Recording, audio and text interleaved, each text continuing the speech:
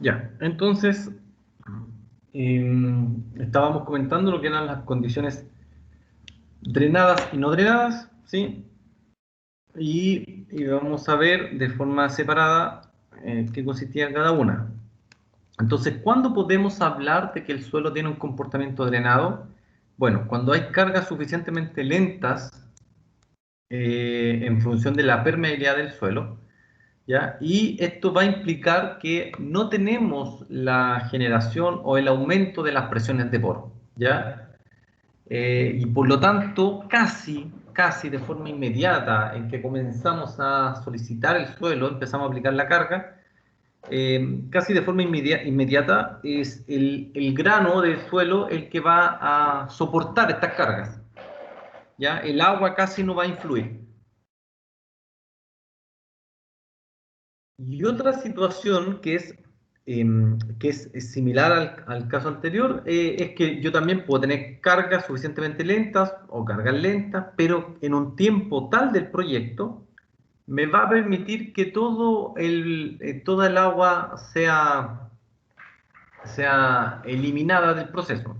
Por ejemplo, voy a construir un edificio, tengo un suelo con cierto nivel de saturación, ¿cierto?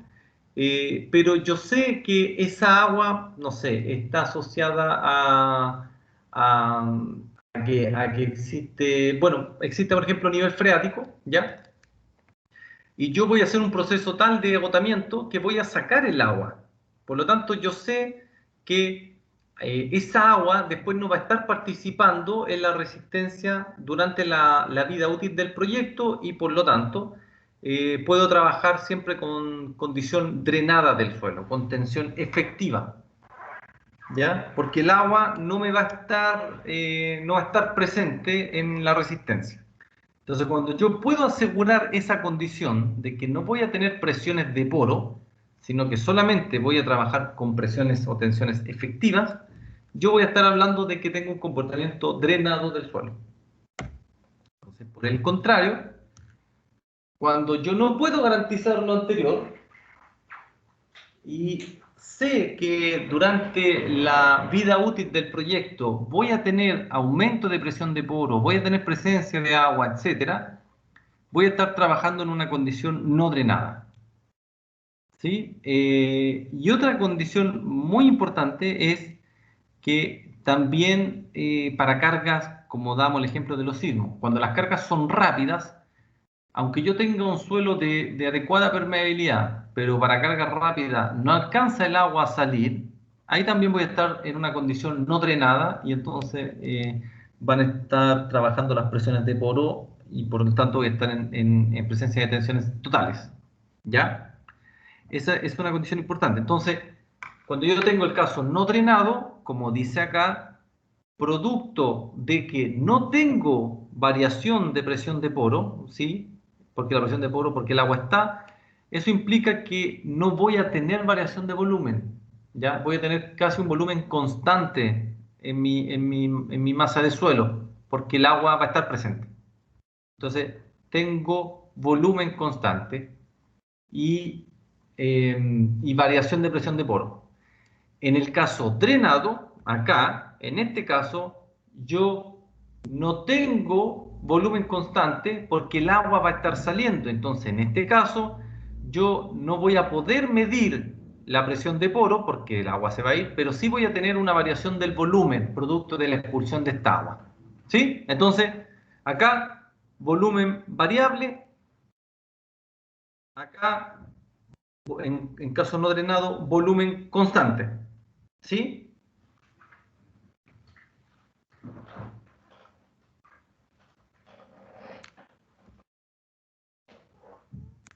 Profe, Entonces, dígame, ¿la permeabilidad solamente está en el no drenado?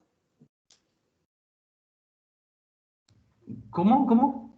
La permeabilidad está en los drenados, en los no drenados. Ah, La permeabilidad va a estar, es una propiedad intrínseca, por lo tanto, va a estar en los dos tipos de comportamiento. Lo que sí va a generar es que, por ejemplo, si la permeabilidad es buena, o sea, es un suelo permeable, pero aparte de la permeabilidad tiene que ver con la condición de las cargas. Entonces, si yo tengo una permeabilidad buena, pero la carga es rápida, la permeabilidad no va a ser suficiente para que el agua se vaya, porque la carga es muy rápida, ¿sí? Y entonces ahí la permeabilidad siempre va asociado con el tipo de carga. Ahora, si yo tengo una permeabilidad buena y mi carga es muy lenta, ya, muy lenta, por ejemplo, mi carga se va transmitiendo en la medida que yo voy construyendo, lógicamente, o sea, en la medida que voy armando, no sé, un piso de edificio, voy aplicando más carga y entonces voy haciendo un proceso lento que me va permitiendo, de acuerdo a la permeabilidad del suelo, me va permitiendo disipar el agua, ¿sí? Va de la mano con la condición de la carga, porque si usted ese edificio lo hace en una arcilla plástica saturada, a lo mejor, aunque la carga sea lenta, como la construcción de un edificio, en ese periodo el suelo es tan baja la permeabilidad del suelo que igual no va a permitir que se disipe toda la presión de poro y por lo tanto igual va a tener una condición no drenada, aunque la carga sea lenta, porque la permeabilidad era baja. ¿Me explico? Sí, profe, sí, solamente tengo que entenderlo más. Sí, pero siempre asocie permeabilidad y tipo de carga. ¿Sí? Van de la mano. La permeabilidad puede ser muy buena, puede tener usted una arena muy permeable, pero si el sismo es rápido, como en general lo son, la permeabilidad tampoco tendría suficiente tiempo, porque recuerde que la permeabilidad es una velocidad, ¿cierto? No, la velocidad no sería lo suficientemente rápida para sacar agua y entonces igual trabajaría en condición no drenada.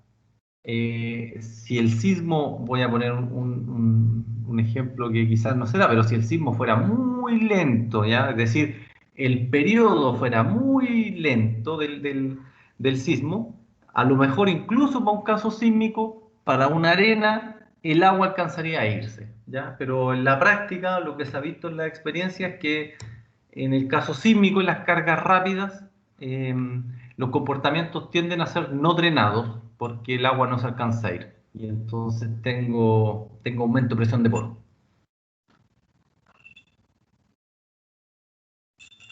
Ya, profe, gracias. Ya. Pero como usted dice, realmente es un proceso de que hay que irlo, en la medida que lo vaya leyendo, va a ir armando mejor la idea.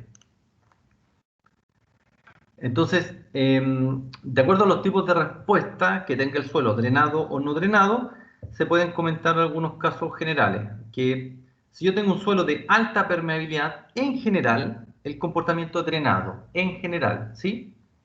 Existen casos excepcionales como los sismos, como lo hablamos. O sea, en general voy a tener un caso drenado para un suelo de permeabilidad alta como un granular, salvo un sismo porque la carga es muy rápida y entonces el agua no se alcanza a ir. En suelos de baja permeabilidad, como lo hablamos de un caso de un fino, por ejemplo, si yo coloco un edificio arriba de una arcilla plástica, en general el caso es no drenado, ¿ya? Sin embargo, si la carga es suficientemente lenta en el tiempo, ¿ya? Puede que en la medida que usted va construyendo, el agua va siendo expulsada, el agua va saliendo, ¿sí? Va drenando y podría llegar a tener un comportamiento drenado, ¿sí? Todas estas cosas siempre uno las tiene que ir evaluando por proyecto. Además de la aplicación de la carga y las condiciones del drenaje, que van de la mano siempre, existen otros tipos que condicionan la respuesta del suelo. La velocidad de la deformación, la reconstitución de muestras, incluso los tipos de ensayo que nosotros hacemos, ¿ya? Nosotros, por ejemplo, podríamos decir, ¿sabe qué? Voy a construir un sistema... un sistema de almacenamiento de agua, ¿sí? Y ese sistema va a estar con suelos de baja permeabilidad. Entonces, en el corto tiempo, imagínense que en el corto tiempo, los tiempos son relativos también, ¿ah? A lo mejor en el corto tiempo yo voy a hablar, no sé, de 1 o 5 años. En ese periodo, el agua siempre va a estar presente en este suelo, entonces voy a trabajar siempre en una respuesta, un comportamiento no drenado, ¿ya? Porque voy a tener siempre agua presente. Pero sabe que al cabo de 5 años, esa agua que tengo en el sistema de almacenamiento, que es un muro, una presa de tierra, después de 5 años voy a empezar a usar esa agua, ¿sí? Entonces el suelo va a estar sin la presencia de agua porque yo la voy a ocupar al cabo de 5 años. Entonces en ese tiempo, ya después, el suelo va a tener una respuesta drenada, ¿sí? Y el ideal es que podamos siempre analizar los dos comportamientos, el drenado y el no drenado, y así poder diseñar o poder definir el mejor diseño para cualquiera de las dos respuestas. En la práctica cuesta mucho eso, porque significaría hacer ensayos de cada tipo. ¿Ya? Usted puede hacer un ensayo drenado o puede hacer un ensayo no drenado, no puede ir combinando los ensayos, ¿ya? Entonces, muchas veces los proyectos no pagan esa condición y usted tiene que definir antes si va a trabajar drenado o no drenado. Eso pasa en la mayoría de los casos. Solamente los proyectos Profe, más grandes gastan plata en ambos comportamientos. Dígame. profe, una consulta. Lo que pasa es que yo no manejo el tema de las napas subterráneas, pero, o sea, esperando que usted maneje el tema, así que puedo intentar. Los suelos que tienen abajo napas subterráneas de agua, ¿son aptos para la construcción? Y si son aptos, ¿qué tan resistentes pueden ser? En el caso de los suelos que tengan napas, que la presencia es como de acuíferos, ¿cierto? También depende del tipo de suelo, ¿ah? Porque, por ejemplo, cuando usted va a construir en zonas más costeras con presencia de agua, en muchas de esas zonas usted va a tener suelos saturados, o sea, hay agua, pero igual tienen buenos comportamientos. O sea, a partir de los 3 o 5 metros, usted ya encuentra una buena resistencia en esos suelos. No en todos, pero en gran parte, por ejemplo, en suelos saturados, usted lo encuentra un buen suelo. O, por ejemplo, aquí en la zona central, eh, si usted, por ejemplo, va a trabajar por, no sé, Melipilla, por ejemplo, Melipilla tiene el nivel freático bastante superficial, ¿ya? Lo tiene a poca profundidad, pero el suelo es una grava, entonces es una grava saturada, o sea, es una grava con el nivel freático. Entonces, la única complicación que tiene es el proceso constructivo porque va a excavar y va a tener agua, ¿sí? Si usted se va más para el lado norte y, por ejemplo, llega por el lado de Batuco, en Batuco también tiene napas freáticas más o menos superficiales, pero ahí tiene suelos finos. Y esos suelos finos, entonces, tienen variación de volumen y por lo tanto tienen deformación asociado a la variación de los niveles freáticos. Recuerda usted que los niveles freáticos también varían a veces dependiendo también de la época del año. ¿Sí? Entonces ahí tiene problemas de deformación. Es decir, el problema no es la napa freática, ¿sí? El problema es cómo va a ser el comportamiento del suelo que está inmerso bajo la napa freática. Y el proceso constructivo cuando usted tiene que hacer excavaciones, por ejemplo, con presencia de napa freática. ¿Ya? Pero en gran parte, en muchos proyectos, se construye con presencia de napa freática. Y si usted tiene la napa freática y sabe que su proyecto, no sé, voy a poner un ejemplo, su napa freática siempre va a estar fluctuando entre, voy a exagerar, 1 y 2 metros de profundidad. ¿Ya? Imagínense que su napa freática siempre va a estar fluctuando ahí. Y usted va y va a fundar su estructura a, no sé, 5 metros de profundidad. Usted con eso va a asegurar, o más o menos, que siempre sus fundaciones, su suelo de apoyo va a estar con presencia de agua, ¿sí? Porque la napa freática siempre va a estar más arriba, por lo tanto usted siempre va a estar con las fundaciones apoyadas en suelos saturados. Por lo tanto, usted podría en ese caso siempre asumir un comportamiento no drenado, porque siempre va a haber agua, ¿sí? No la va a sacar de ese caso. ¿Se entiende? ¿O no iba por ahí más o menos su pregunta? Sí, profe, por ahí me da la pregunta y se entendió. Muchas gracias. Ya, ¿sí? Entonces, como en esos casos, usted podría asegurar que va a tener un comportamiento siempre no drenado porque siempre va a haber agua, no la va a poder sacar. Profe, pero una consulta corta. Yo me acuerdo que el profe David el semestre pasado nos dijo que siempre en los suelos que son muy saturados se hace la prueba de permeabilidad y que no es muy costoso y que es súper, es un análisis súper bueno hacerlo, siempre. La prueba, lo que pasa es que hay distintos tipos de prueba de permeabilidad. ¿Usted puede hacer pruebas ¿le nombró alguna? Ay, me acuerdo el proceso, pero no me acuerdo el nombre. Me acuerdo que ponía un tubo en la tierra, en el Hacer suelo, un y sondaje. claro, un sondaje, claro, y se le iba echando agua para ver cuánta permeabilidad tenía dentro de ese suelo. Ya, lo que pasa es que cuando usted hace, por ejemplo, pruebas, esas son pruebas de permeabilidad justamente en los sondajes y esas son pruebas de Lefranc, ¿ya? Que usted la hace en suelo o la hace en roca muy fracturada. Ahí le sirve la prueba.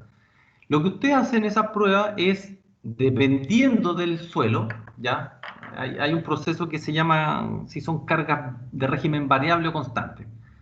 Pero lo que usted hace justamente, si su suelo es muy permeable, tiene gravas, por ejemplo, arena, lo que usted hace es echar agua y medir el descenso, ¿sí? Va midiendo el descenso del agua en el tiempo para calcular la permeabilidad. Si su suelo es muy permeable, donde usted no es suficientemente rápido para medir, pues ya porque eso pasa, lo que uno hace es controlar el caudal para mantener un caudal constante. Entonces, en las dos formas uno le echa agua. Ahora, lo que yo mido con esos ensayos es justamente la variación del descenso del agua en el suelo, tomo una serie de mediciones y después hago un cálculo, hago un gráfico, bla, bla, bla. ¿Sí? Ese es uno de los métodos, existen otros. Y calculo mi permeabilidad. Ahora, para calcular eso, el ensayo en sí no es complejo, pero si usted se fija, tiene que tener hecho un sondaje, ¿sí? Tiene que tener la tubería puesta, ¿no es cierto?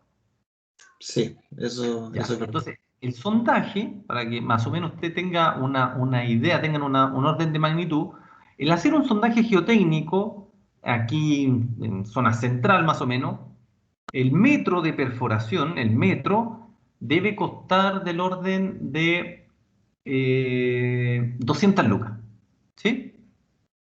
200 lucas. Entonces, si yo quiero analizar la permeabilidad, por ejemplo, a 5 metros de profundidad, ya tengo que hacer un sondaje que me voy a gastar 1.000.000 de pesos. En el puro sondaje, ¿sí? Después de eso tengo que hacer la prueba y aparte, y con eso no me basta porque yo con un sondaje no cumplo ninguna norma de cantidad de prospecciones.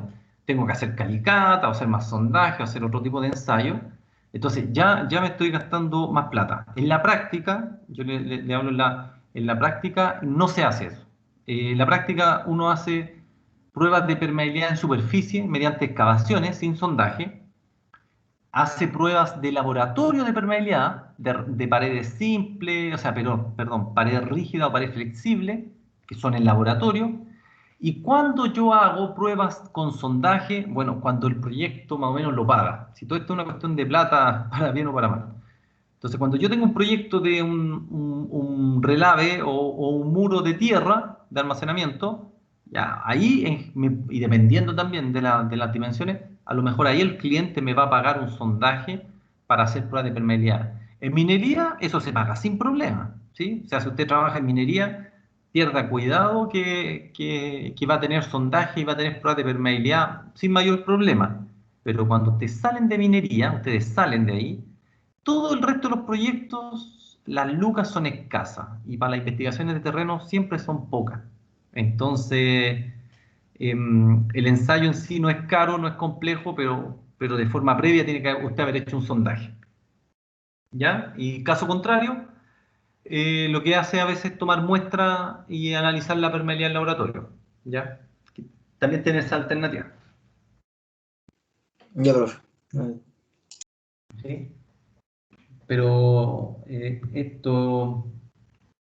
tema siempre es un tema de plata, ¿sí?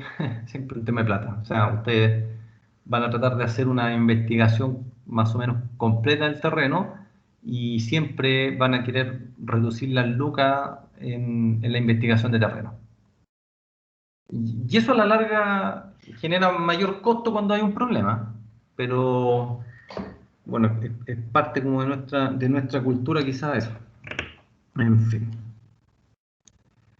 Bueno, en el círculo de Moore que nosotros ya habíamos visto, esta imagen ya se la había mostrado, ¿sí? Entonces recuerden, nosotros graficamos los sigma 1 y 3, sigma 1 mayor que sigma 3, esa es la nomenclatura que estamos usando. Tengo el tau acá en la vertical, los sigma en la horizontal y construyo con mis dos sigma, basta con tener dos sigma, yo puedo calcular mi radio y puedo calcular mi centro del círculo, entonces trazo un círculo. Ya trazando el círculo, ya más o menos me puedo acomodar para graficar mi envolvente, etcétera, ¿sí? Ahora, de esta gráfica, ¿sí? Donde nosotros ya sabemos que donde la envolvente corta al tau en la cohesión, ¿sí? El n de la ecuación de la recta es la cohesión y la inclinación respecto a la horizontal de la envolvente de falla es el phi, ¿ya? O sea, eso tienen que tenerlo claro. Y estos dos de acá son mis parámetros de resistencia al corte, ¿ya? Fundamentales para todo tipo de análisis en geotecnia. Ya con esa figura, ya uno puede hacer algunas relaciones trigonométricas de este tipo, ya, que ahí no está todo el paso a paso, pero está más o menos en resumen, ustedes lo pueden hacer ahí en el paso a paso de cómo se obtienen, ¿sí? Pero es una relación finalmente de los sigma y los parámetros de resistencia al corte, donde por relaciones trigonométricas yo finalmente llego a esta condición que es la que me importa acá, ¿ya?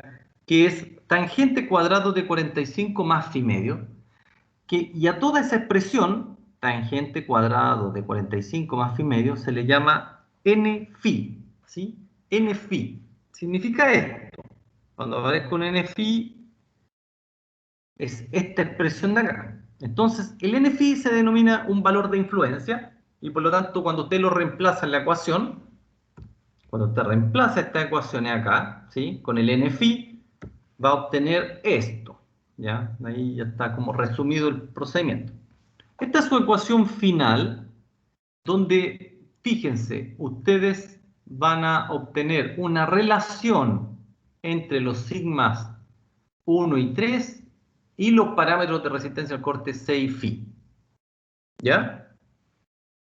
Esa es más o menos la relación que ustedes van a obtener. Ahora, ¿qué es lo importante de estas relaciones? ¿Ya? Esto sirve mucho, por ejemplo, para los ensayos de laboratorio, ¿ya? Que son los que finalmente vamos a estar viendo. Paréntesis, ¿qué vieron en la clase del viernes de taller?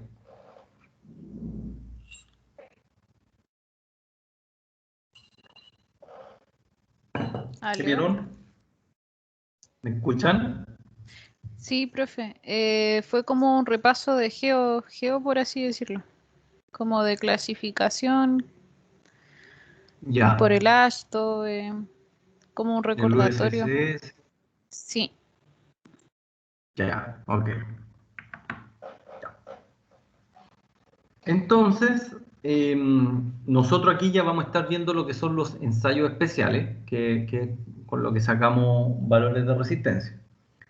Entonces, a partir de esta ecuación, en general, se analizan dos casos. Estos son casos extremos, ¿ah? Muchas veces los suelos tienen cohesión y fricción, ¿ya? O como les comentaba, a veces cuando yo ya estoy en las resistencias residuales ya no tengo cohesión. Eso va dependiendo de cada prueba, de cada proyecto. Pero muchas veces pasa esto que cuando el esfuerzo sigma 3 es cero, ¿cuál era el sigma 3 en las probetas? ¿Se acuerdan? ¿Cuál era mi El sigma lateral, 3? El lateral, muy bien, muy bien. Ya, muy bien. ¿Quién me contestó? yo, profe, Rodrigo Carvajal. ¿Nombre? ¿Carvajal? ¿Cuánto? ¿Cuál de los? Rodrigo Carvajal. Rodrigo. Bien, Rodrigo. Entonces, efectivamente, el 3 es nuestro sigma lateral y el 1 es el sigma vertical. Esa es la convención que hemos hecho. Entonces, cuando yo no tengo el sigma 3, ya no tengo este esfuerzo lateral, eso es lo que pasa con las arcillas blandas, ¿ya? Cuando pasa eso, yo tengo un phi 0, ¿ya? Acuérdese, cuando yo tengo arcillas blandas, mi comportamiento en general obedece a un phi 0, ¿sí? Cuando yo tengo entonces un sigma 3 0, entonces me queda, ¿qué pasa? ¿Cuánto es el n phi si mi phi es 0?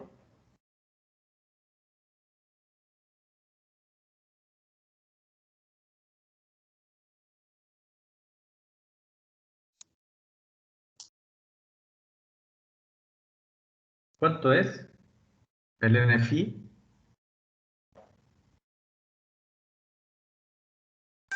Debería ser 1. 1. 1, bien, 1, ¿ya? Por lo tanto, cuando yo tengo un phi 0, esto es 1, esto es 0, y por lo tanto queda que sigma 1 es igual a 2c, ¿ya? Anótenlo ahí. En el primer caso, mi sigma 1 va a quedar igual a 2c, ¿ya? Sigma 1 igual a 2c, ok. Cuando yo tengo arenas limpias, ¿ya? Esto se generaliza. El primer caso muchas veces se generaliza para suelos finos, es decir, si yo tengo un suelo fino, asumo phi 0. Si yo tengo un suelo granular, asumo C0. ¿Ya? En general, esos comportamientos es muy probable que los vean en los análisis. En la realidad no es tan así. En la realidad se cumple para arcillas blandas y el C0 se cumple para arenas limpias sin cohesión. Porque, por ejemplo, en Santiago existe la grava de Santiago y la grava de Santiago tiene cohesión, ¿ya? Entonces, ahí uno no puede decir, ah, tengo un granular, C igual 0. No, porque ahí tengo un granular donde el C no es 0. Y hay una cantidad enorme de pruebas de ensayo en las gravas de Santiago que demuestran que el C, para determinados niveles de deformación, no es 0. ¿Ya? Profe, Pero, dígame. una consulta más que nada. ¿Ese es un dato conocido o es un dato que nosotros tenemos que sacar? Siempre tenemos que sacarlo. Nosotros, cada vez que hagamos una prueba, vamos a tratar de obtener el C y el phi. Eso es lo que siempre nos va a interesar obtener de los ensayos, tanto de terreno como de laboratorio. ¿Sí? Esos son mis parámetros de resistencia, son los que me permiten calcular una capacidad de carga, la estabilidad de un muro, un talud, una deformación, todo lo saco a partir del C y el phi. ¿Ya? Por eso son los que se llaman parámetros de resistencia del corte. ¿Ya? Profe, en el caso de faltar datos, puede quedar en función del esfuerzo entonces. En el caso, sí, sí. Ahora, claro, para efectos de un ejercicio, si le faltan datos, usted puede. Ahora, lo que yo le recomiendo es, en esos casos, si llegase a pasar, ya sea en un ejercicio o en la realidad, ¿ya? En la realidad, que usted más o menos se dé un valor, ¿sí? Se dé un valor. Ejemplo, como vimos el ejercicio de la clase pasada, parece que fue, o el anterior, no acuerdo, cuando teníamos una muestra a los 20 metros de profundidad. Yo sé que tengo una muestra a los 20 metros, a lo mejor no sé la densidad a lo largo de los 20 metros, pero si tengo, por ejemplo, una arena, a lo mejor yo podría decir, la arena andan en el rango de, no sé, 1,3 a 1,7, 1,8 de densidad. Ya, si me doy un 1,5, no voy a cometer gran error. No va a ser exacto a veces, pero no voy a cometer gran error. Entonces, yo le recomiendo en esos casos que usted diga, mire, como es una arena, me voy a dar este valor. Asume este valor. ¿Sí? Muchas veces en el ámbito de ingeniería hay que hacer eso. Va a tener más incógnitas que ecuaciones y entonces va a tener que darse valores y hacer proceso iterativo y ver si el resultado lo convence o si no, nuevamente, ¿sí? Muchas veces tiene que tomar esas decisiones, darse usted los valores. Ok, Profe, lo que pasa es que yo he tratado de hacer de ver el ejercicio más que nada de suelo, ¿Ya? de círculo de Moore, y, y por lo menos he visto fórmulas de cómo sacar phi. Y la cosa es que se toma el esfuerzo uno o el esfuerzo 3 como que a veces se lo toman arbitrariamente respecto de la fórmula que hay, que he visto yo por lo menos.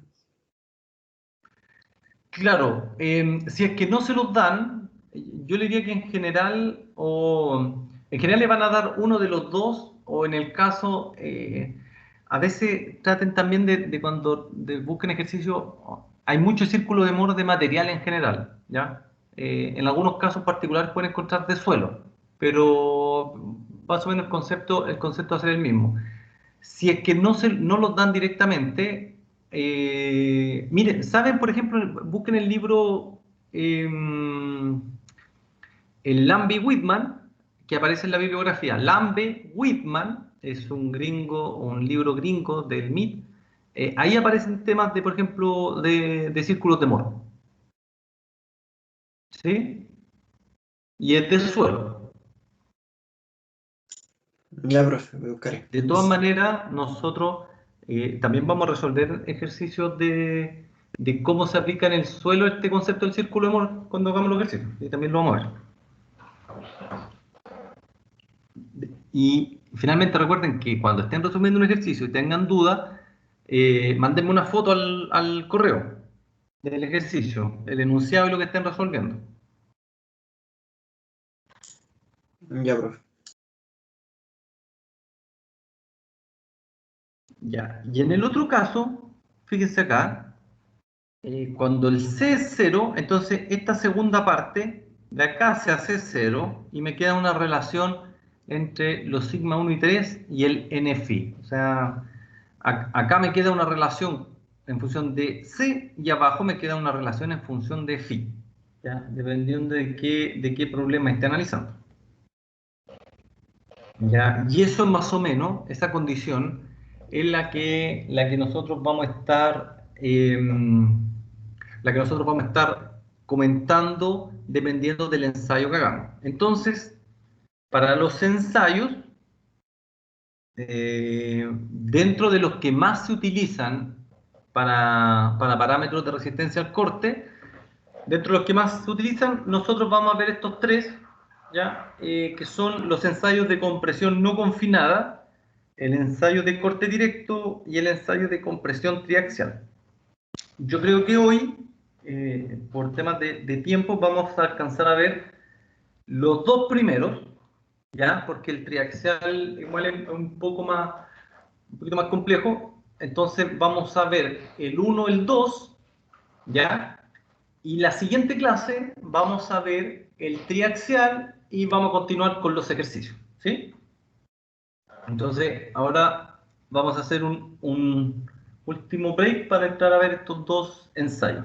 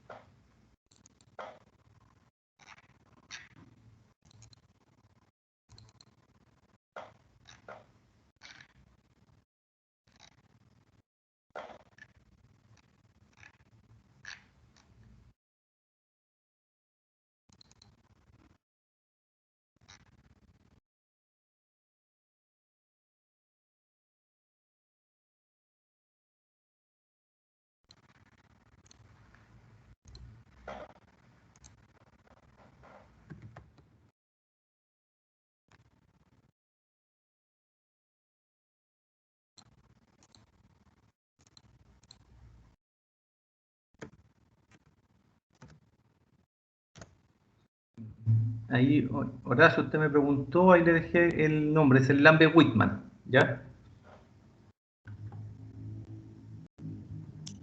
Son Ya, profe. los dos autores.